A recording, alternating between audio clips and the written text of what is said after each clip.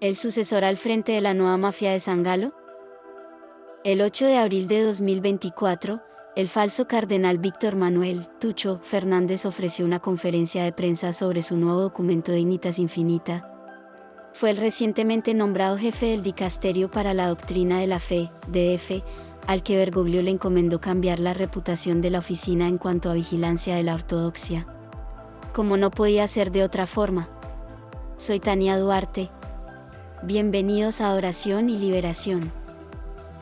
Me encomendaba nuestro director, Vicente Montesinos, profundizar en este tema, sin cansarles demasiado con las barbaridades doctrinales de esta banda de cuatreros, pero ayudándoles a entender qué hay detrás de Dignitas Infinita, de la que, por cierto, el propio Vicente les dio primicia y adelanto de lo que tramaban con ella, antes de que fuera pública.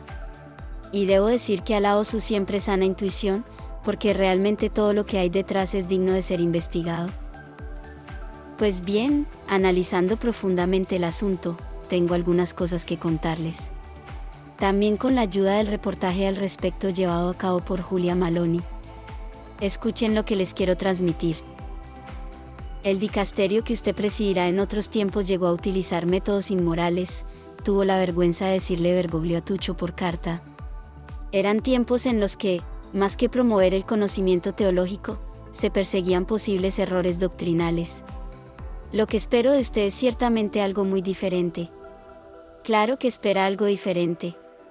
Por eso lo ha puesto de hecho a él. Lo que Fernández ha hecho por el DF es ciertamente algo diferente. En la rueda de prensa de Dignitas Infinita, Fernández defendió la apertura a las bendiciones para las parejas del mismo sexo en su texto Fiducia Supplicans y agitó la posibilidad de que el infierno esté vacío. Fíjense si es diferente. Fue el clásico Tucho, superando los límites. Fernández y Bergoglio. Bergoglio y Fernández. La pareja del mal. Escuchen. En 1995, Fernández publicó el libro Sáname con la boca, el arte de besar. Aproximadamente una década después, según The Francis Project de Fernández, hubo un momento que fue muy difícil para él, cuando algunas personas anónimas enviaron comentarios críticos al Vaticano sobre 3 de sus artículos. El vaticanista Sandro Magister explica que Fernández en 2005 y 2006 escribió un par de artículos prácticamente en defensa de la ética situacional, una actitud moral laxa condenada en Veritatis Splendor del Papa Juan Pablo II. Posteriormente, el nombramiento de Fernández como rector de una universidad católica fue bloqueado, hasta que, dice Magister, el cardenal Bergoglio luchó con uñas y dientes para despejar el camino para la promoción de su protegido. ¿Cómo lo oyen? Se van entendiendo las cosas, ¿verdad, mis amigos? Al recordar la experiencia en The Francis Project, Fernández confirmó que fue Bergoglio quien lo animó. Tuvimos una gran conversación espiritual, en la que me dijo que mantuviera la cabeza en alto y no permitiera que me quitaran la dignidad, escribe Fernández. Así actuaba el cardenal Bergoglio. Promoviendo su camarilla, creando ese lobby, dispuesto, al fin y al cabo, a acabar con la verdadera iglesia. En 2013, el recién elegido falso Papa Francisco le otorgó a Fernández la ordenación episcopal, y Fernández pronto se convirtió en el escritor fantasma de textos clave del nuevo Papa. Sí. Como siempre les informamos en Adoración y Liberación, era la mano de los peores y más trágicos textos bergoglianos. Un cura progre venido más para mayor gloria de Bergoglio, llamaba mucho en esa cadena de mando satánica. Uno de esos textos fue el documento papal de 2016 Amoris Laetitia, que creó una apertura a la comunión para los divorciados vueltos a casar civilmente. ¿Cómo se quedan? Pues esperen, porque aún hay más. El problema del infierno. Casi nada. En un momento, Amoris Laetitia declara, nadie puede ser condenado para siempre, porque esa no es la lógica del Evangelio. 297, Vicente Montesinos les ha advertido en reiteradas ocasiones que este pasaje y otros podrían interpretarse como una negación del infierno, directa o en la práctica. Y es así. Escuchen. Como explican destacados teólogos, Desde la década de 1960 cada vez más figuras católicas han enseñado que solo unos pocos seres humanos extremadamente malvados terminarán en el infierno, que Dios muy probablemente encontrará una manera de salvar a todos, y demás consignas contrarias a la fe. Y es que, la hija de todo esto es Amoris Laetitia, que podría usarse para promover posiciones poco ortodoxas sobre el infierno. Obviamente la noción de un infierno vacío o casi vacío contradice las escrituras, las enseñanzas definitivas de la Iglesia y el magisterio ordinario y universal. Sin embargo, Fernández declaró anteriormente en un artículo de 1995, confío firmemente en la verdad de que todos son salvos. ¿Escuchan bien? Ya en 1995. En la conferencia de prensa de Dignitas Infinita, a Fernández le volvieron a preguntar sobre el infierno. Si el hombre tiene una dignidad infinita, ¿cómo puede ser condenado al sufrimiento eterno del infierno?, preguntó la periodista Diane Mantagna. Estaba tratando de aclarar las implicaciones de la imponente declaración inicial de Dignitas Infinita de que el hombre tiene una dignidad infinita. Fernández respondió, el Papa Francisco ha dicho muchas veces que la afirmación de la posibilidad de condena al infierno es ante todo una especie de culto, veneración, a la libertad humana, pero entonces la pregunta que hace el Papa Francisco es, con todos los límites que realmente tiene nuestra libertad, ¿no podría ser que el infierno esté vacío? Un futuro utópico. Anticatólico, mis amigos, es lo que pregona Tucho Fernández. La recurrente destrucción que hace Fernández de las interpretaciones tradicionales del infierno proporciona un contexto importante para Dignitas Infinita. Si el infierno está vacío, el énfasis ya no está en prepararse para la eternidad, especialmente observando el sexto y el noveno mandamiento. El énfasis está, más bien, en construir lo que Evangelii Gaudium, también escrita por Fernández, sí, también, llama un futuro utópico. Y es que esta banda de cuatreros ha creado para su nueva religión un futuro utópico, no un futuro basado en los planes de Dios para cada alma, según la respuesta que ésta da a los mandamientos de la ley de Dios y de la Iglesia.